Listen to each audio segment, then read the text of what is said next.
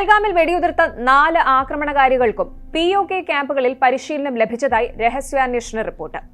Hamas, ISI പിന്തുണയോടെ ലഷ്കർ, ജെയ്ഷെ സംഘടനകളുടെ സൗകര്യങ്ങൾക്കുള്ളിൽ ഒരു മൊഡ്യൂൾ അവിടെ പ്രവർത്തിക്കുന്നു. ജമ്മു കാശ്മീരിലെ പേൽഗാം ഭീകരാക്രമണത്തെ തുടർന്ന് പാകിസ്ഥാനെയും അവർ പിന്തുണയ്ക്കുന്ന ഭീകരവാദികളെയും ഒരു പാഠം പഠിപ്പിക്കുന്നുവെന്ന് ഉറപ്പാക്കാൻ ഇന്ത്യൻ സർക്കാർ അതിവേഗം പ്രവർത്തിക്കുകയാണ്.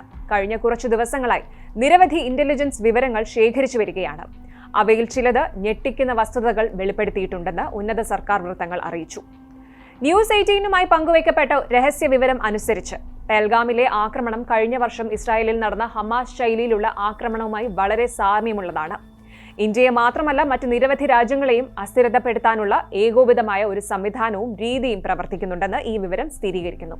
2025ലെ പേൽഗാം ആക്രമണം ഹമാസ് സ്വീകരിച്ച അതേ തന്ത്രങ്ങൾക്ക് സമാനമായ തന്ത്രങ്ങൾ ഉപയോഗിച്ചാണ് നടപ്പിലാക്കിയതെന്ന് വിവരങ്ങൾ വെളിപ്പെടുത്തുന്നു. ആക്രമണത്തിൽ ഉൾപ്പെട്ട 4 പേരിൽ 2 പേർ പാകിസ്ഥാൻ പൗരന്മാരും 2 പേർ കാശ്മീരിൽ നിന്നുള്ള തദ്ദേശവാസികളുമാണ്.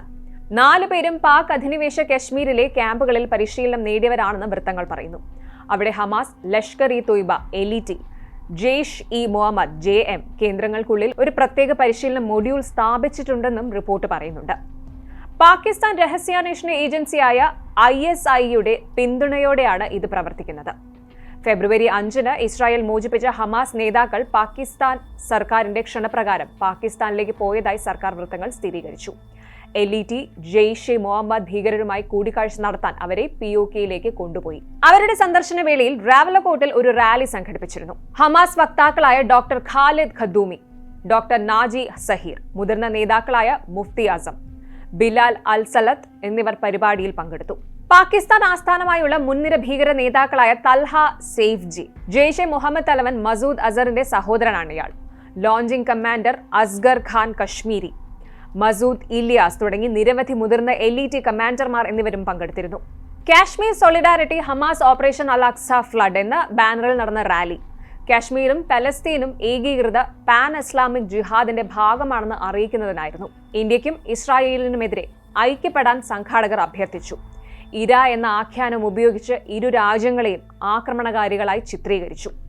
കഴിഞ്ഞ വർഷം ഒക്ടോബർ 7-ന് ലഭിച്ച മറ്റൊരു രഹസ്യ വിവരം ഇന്ത്യയുടെ വടക്കു കിഴക്കൻ സംസ്ഥാനങ്ങളിൽ ഭീകരപ്രവർത്തനങ്ങൾക്ക് പ്രചോദനം നൽകുന്നതിനായി സമാനമായ ഒരു റാഡിക്കൽ പ്രത്യയശാസ്ത്രം വിതയ്ക്കാൻ ISI ഹമാസ് നേതാക്കളെ ധാക്കയിലേക്ക് കൊണ്ടുപോയി എന്ന് വെളിപ്പെടുത്തുന്നു.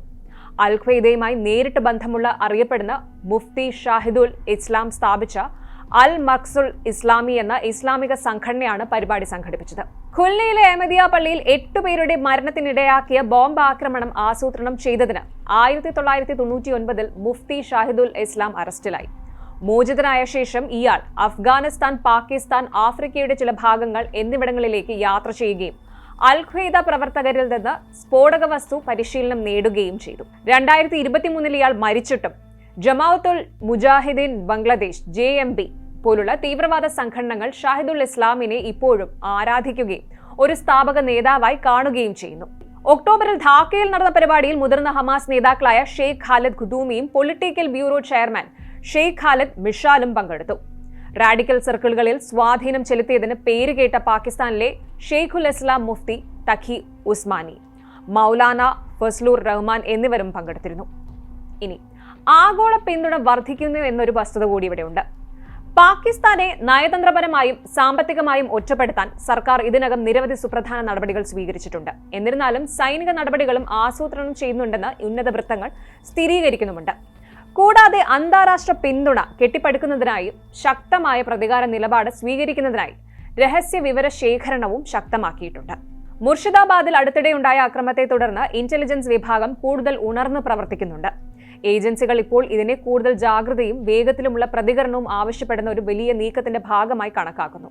ഇന്ത്യയുടെ ഐക്യദാർഢ്യം പ്രകടിപ്പിച്ച ആദ്യ രാജ്യങ്ങളിലൊന്ന് ഹമാസിന്റെ ആക്രമണത്തെ തുടർന്ന് മുറിവേറ്റ ഇസ്രായേൽ ആയിരുന്നു എന്നത് ശ്രദ്ധേയമാണ്.